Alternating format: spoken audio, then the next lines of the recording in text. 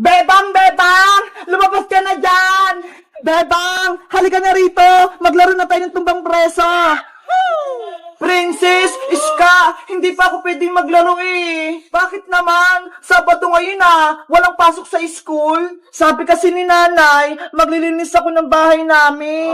Ganon? Inutusan ka niya aling sitang? Kayo muna maglaro, tapusin ko lang tong gawaing bahay para hindi ako pagalitan ni nanay. Iska, paano ba yan? Hindi makakapaglaro si Bebang. Bebang, gusto mo tulungan kita sa paglilinis? Talaga, Iska? Tutulungan mo ako? Oo, kasi malaki yung bahay niyo eh. Marami kang lilinisin. Sige, para mabilis akong matapos. Tara, Princess, tulungan natin si Bebang maglinis. Ayoko nga, maglalaro nga tayo, tapos maglilinisin niyo ako. Maglaro na lang kasi tayo, Iska. Hayaan mo na si Bebang dyan. Hoy, Princess, kaibigan natin si Bebang. Dapat lagi natin siyang tutulungan. Tsaka para makapaglaro agad tayo. Nako, ayoko maglinis. Tinatamad ako. Hayaan mo na, Iska. Kung ayaw ni Princess, huwag mo na siyang pilitin. Sige na nga, ako na nga yung tutulong sa'yo, Bebang. Eh, di ako na lang mag-isa maglalaro. Bebang, anong una natin gagawin? Ayusin ko yung kwartos ka. Ikaw naman, dito ko sa sala maglinis. Tignan mo naman oh, yung mga unan, ang gulo-gulo. Sige, maghiwalay tayo ng pwesto para mabilis tayong maglinis. Simulan na natin ang paglilinis. Ang gulo-gulo naman kasi ng mga unan ni Bebang.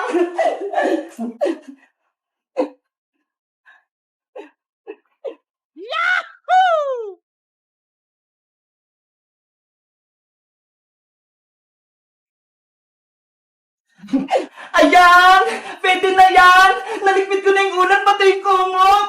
Wow! Ano ba yan? May ginagawa pa si Bebang pati si Iska. Gusto ko pa naman maglaro ng tumbang preso. Kaso, wala naman taya. Oh no! Iska! Malapit na ako matapos dito sa kwarto! Bebang! Meron din ako ng walis mo! Nilinisin ko rin yung sala! Ah, ito!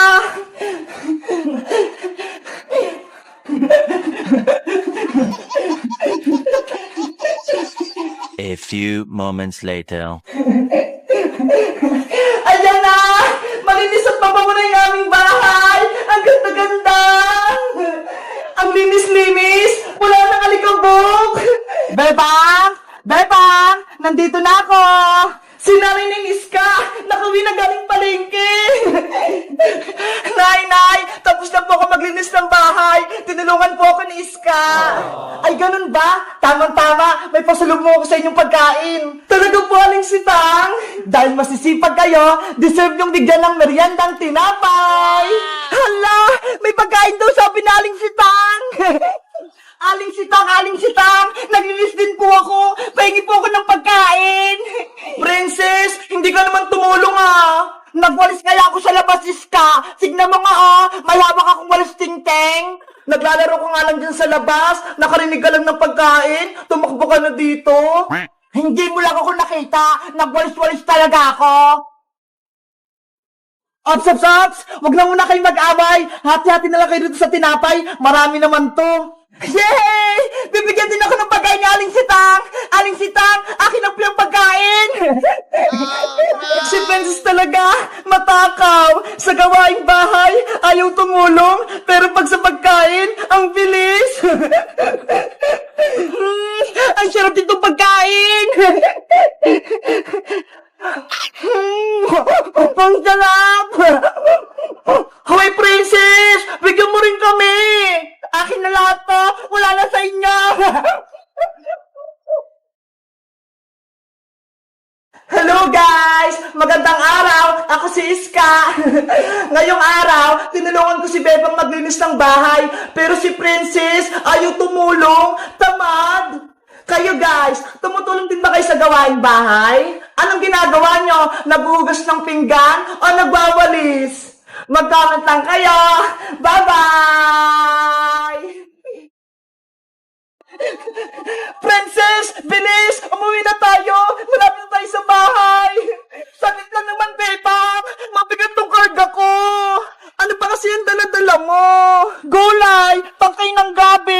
pasalubong ko kay nanay.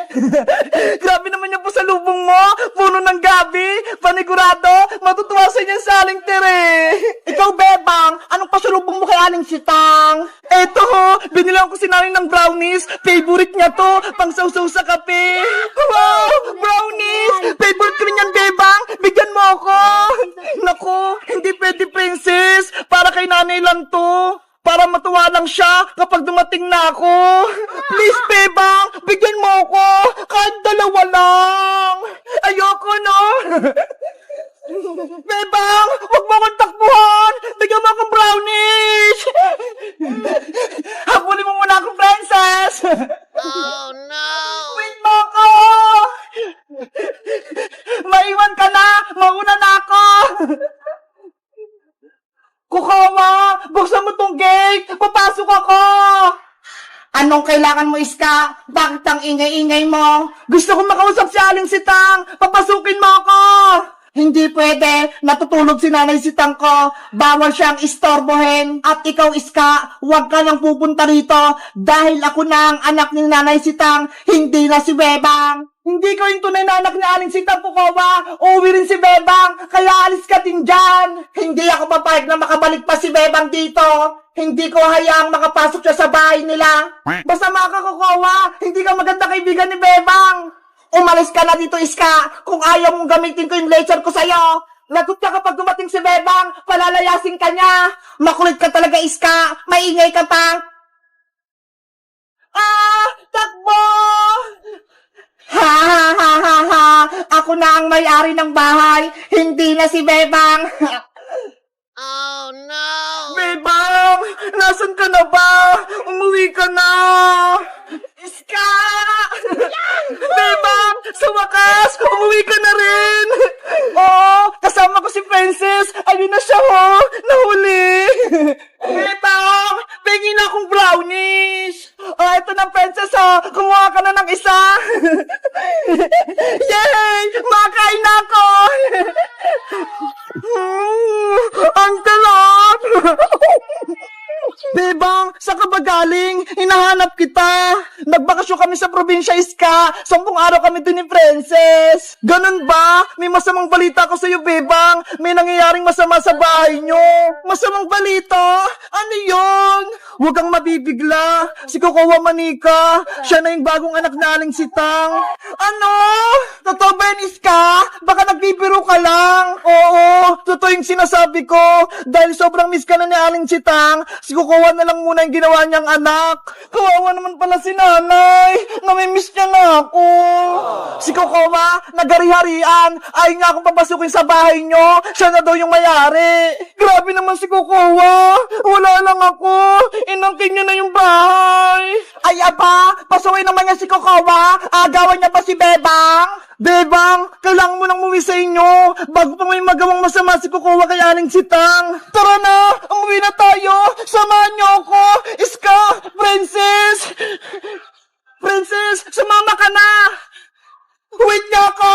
Kumakain pa ako.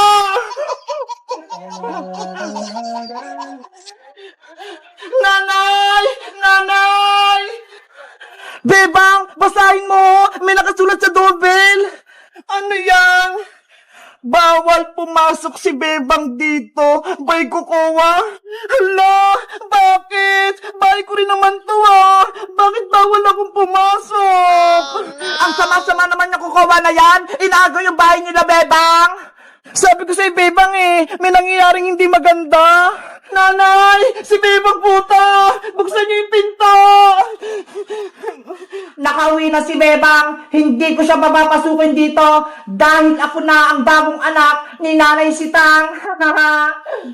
Guys, bawal na akong pumasok sa bahay namin. Sabi ni Kukawa, anong gagawin ko? Mag-comment lang kayo para sa part 3. Bye-bye! Maria, bilisan mo! Baka mahuli pa tayo ng tanod! Mami, wait lang! Saan ba tayo pupunta, Mami? Wala naman tayong bahay, ah! Babalik tayo sa bahay nila, Bebang. May gagawin ako sa kanya. Papalayasin natin siya. Lagot ka na ngayon, Bebang. Babalik na kami. Mami, kailan po ba tayo makakalis sa kulungan na to? Gusto ko na po umuwi. Mag-antay ka lang, Maria. Gagawa ako ng paraan para makalabas tayo sa kulungan. Babalik tayo sa bahay nila Beba at babawi ng kanilang bahay. Pero paano? Isang buwan na tayo dito eh. Ang tagal-tagal na. Hindi pa rin tayo nakakalabas. Makinig ka sa akin, Maria. Ito yung gagawin natin plano. Ibubulong ko sa'yo. Ano yan, Mami?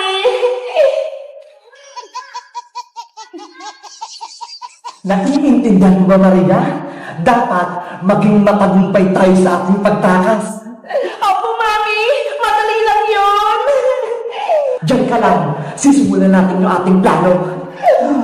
Manong Tanod! Manong Tanod! Gutom na kami! Nasaan yung pagkain namin?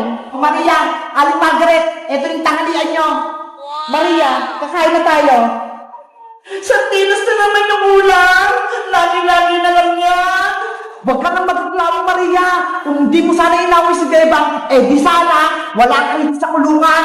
Hayaan mo na! Sa susunod, hindi na tayo ulam natin! Mauna ka na kumain!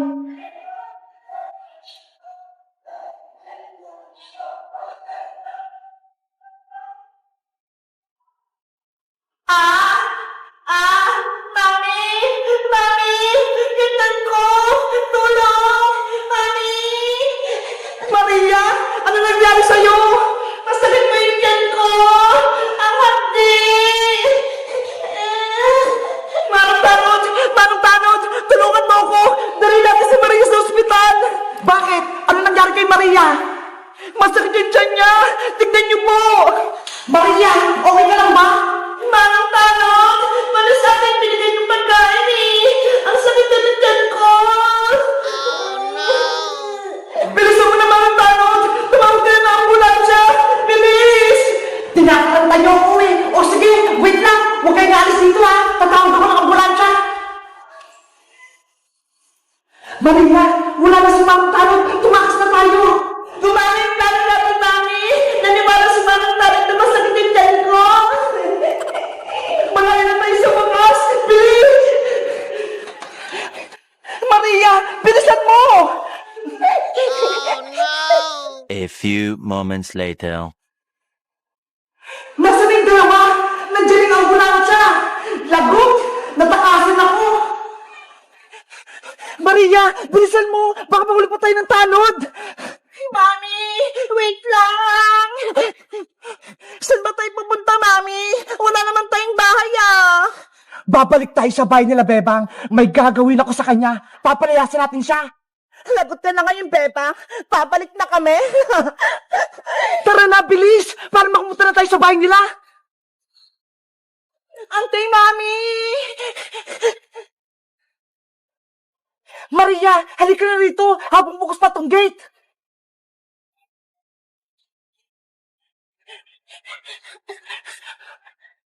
Meanwhile, Princess, tulungan mo akong magugas ng pinggan. Ang dami nating pinagkainan eh. Ikaw na lang, Bebang. Kaya mo na yan. Kumakain pa ako nito ng orange eh. Ang tamad-tamad mo talaga. Ikaw yung pinakamaraming kinain eh. Hala, nahulog yung 2 kutsara. Ibig sabihin niyang, Bebang, may darating na bisita sa bahay niyo. Pamahiin lang naman yung princess eh. Hindi yun totoo. Ay, may tao sa labas. Sabi ko sa'yo, Bebang eh, may bisita ka. Sino kaya yun? Bebang! Sa wakas, nandito na kami sa labas ng bahay nila, Bebang.